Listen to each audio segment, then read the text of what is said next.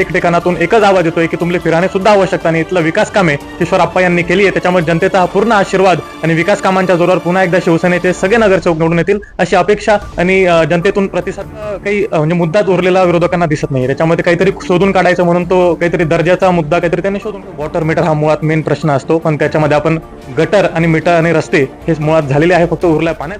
चांगला रिस्पॉन्स हा सगळ्या उमेदवारांना, माझ्या सहित सगळ्या उमेदवारांना आप्पांनी केलेल्या विकास कामांमुळे काही ना काही माध्यमातून नक्कीच रोजगाराचा हा प्रश्न आहे.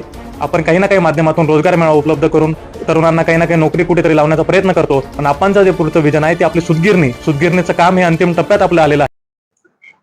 पाचोरा नगरपालिकेची निवडणूक सुरू आहे. संपूर्ण प्रचाराचे रणधुमाळी सुरू झालेली आहे आणि संपूर्ण पक्ष आपल्या आपल्या ताकदीने प्रचाराला लागलेले आहेत. परंतु शिवसेनेतर्फे पाचोऱ्यात जो प्रचार सुरू झालेला आहे त्यात अनेक शिवसेनेचे नेते असतील, पदाधिकारी असतील, ह्या निवडणुकीच्या रिंगणात उतरले आहेत. मात्र संपूर्ण पाचोरेकरांचं लक्ष एक जो व्यक्ती प्रचार करतोय त्यांच्याकडे लागलेलं आहे. ते आहेत सुमित किशोरप्पा पाटील आणि ते देखील या निवडणुकीचा भाग आहेत आणि एका प्रभागातून ते निवडणूक लढत आहेत. एकंदरच त्यांचा ह्या निवडणुकीबद्दलचा काय अनुभव आहे आजच्या या मुलाखतीमधून आपण जाणून घेणार आहोत. दादा, आपण बघतोय की गेल्या अनेक दिवसांपासून प्रचार सुरू आहे. आपण प्रत्येक प्रभागात जात आहात, जसं पाचोरा, भडगाव, त्या पद्धतीने प्रचार सुरू आहे. जनतेचा रिस्पॉन्स कसा आहे आणि जनतेचा एकंदरच प्रतिसाद कसा आहे? खरंच जनतेतून तर उत्स्फूर्त असा प्रतिसाद आप्पांच्या विकास कामामुळे आपल्या शिवसेनेच्या सगळ्या उमेदवारांना मिळतोय. प्रत्येक ठिकाणी रॅलीला गेल्यानंतर प्रत्येक ठिकाणातून एकच आवाज येतोय की तुमले फिराणे सुद्धा आवश्यकता आणि इथलं विकास कामे किशोरप्पा यांनी केली आहे. त्याच्यामुळे जनतेचा हा पूर्ण आशीर्वाद आणि विकास कामांच्या जोरावर पुन्हा एकदा शिवसेनेचे सगळे नगरसेवक निवडून येतील अशी अपेक्षा आणि जनतेतून प्रतिसाद दिसतोय. दादा, आपण बघतोय की पहिल्यांदा निवडणूक ही विरोधक असतील ते पण विकासावर बोलतायत, सत्ताधारी असतील ते पण विकासावर बोलतायत. सत्ताधारी म्हणतात की आम्ही प्रचंड विकास केला आहे, विरोधक असं म्हणतात की पाचोऱ्यात विकास झालेला आहे, परंतु ते दर्जावर प्रश्नचिन्ह उपस्थित करत आहेत. काय वाटतं? शेवटी आता बोलायला काही म्हणजे मुद्दाच उरलेला विरोधकांना दिसत नाही. त्याच्यामध्ये काहीतरी शोधून काढायचं म्हणून तो काहीतरी दर्जाचा मुद्दा काहीतरी त्यांनी शोधून काढला.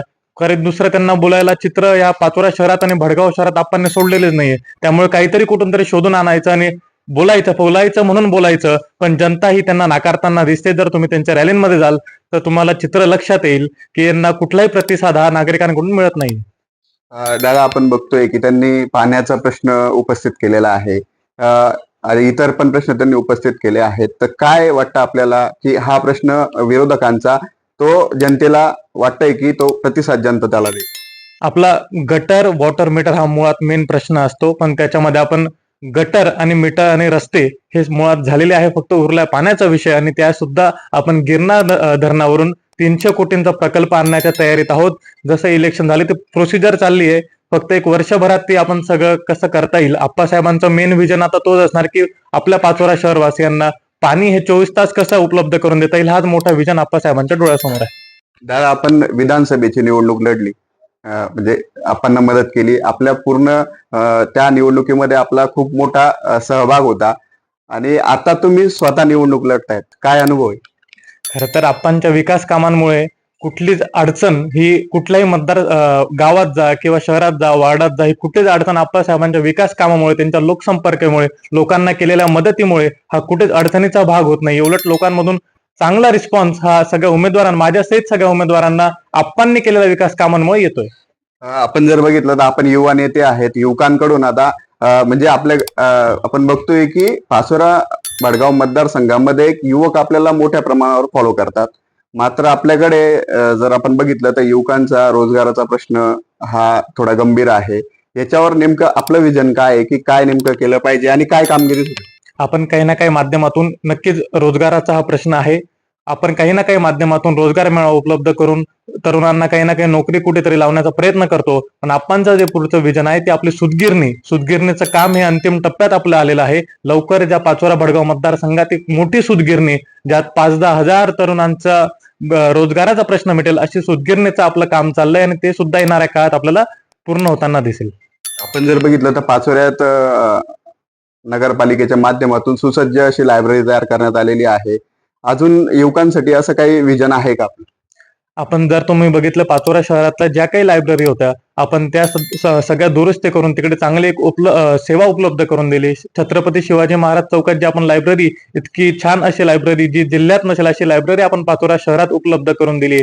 लायब्ररी असतील, सगळं त्यांचं जिमचं सामान असेल, काही पोलीस भरतीसाठी त्यांना लागणारे किट असेल, जे काही असेल ते आपण करण्याचा प्रयत्न या युवक मंडळींसाठी करत असतो. दादा, शेवटचा प्रश्न, आपण आता प्रचारात आहात, काय जनतेला नेमकं काय आव्हान असेल? जनतेला तर आव्हान नसेल, जनतेला विनंती असेल की जो काम करणारा माणूस, जो शब्दाला पक्का असणारा माणूस असा आपला किशोरप्पा, त्याच्या मागे पूर्णपणे आपण उभे राहा. एक काम करणारा नेता, काम करणारा माणूस, काम करणारा आमदार आपल्याला मिळाला आहे, तो आपल्याला गमवायचा नाहीये. त्याच्या माध्यमातून आपल्याला अजून काम कसं करून घेता येईल हे आपल्याला सगळ्याच विनंती करतो.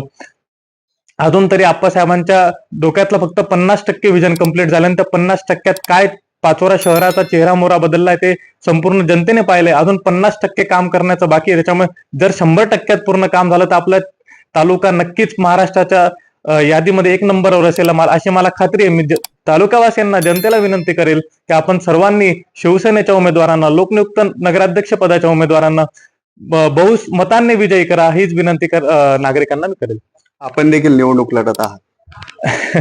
नागरिकांना माझ्यासाठी विनंती असेल की मलाही जे प्रेम तुम्ही आप्पासाहेबांवर दाखवतात तसंच प्रेम माझ्यावरही दाखवाल, ही मी जनतेकडून अपेक्षा करतो.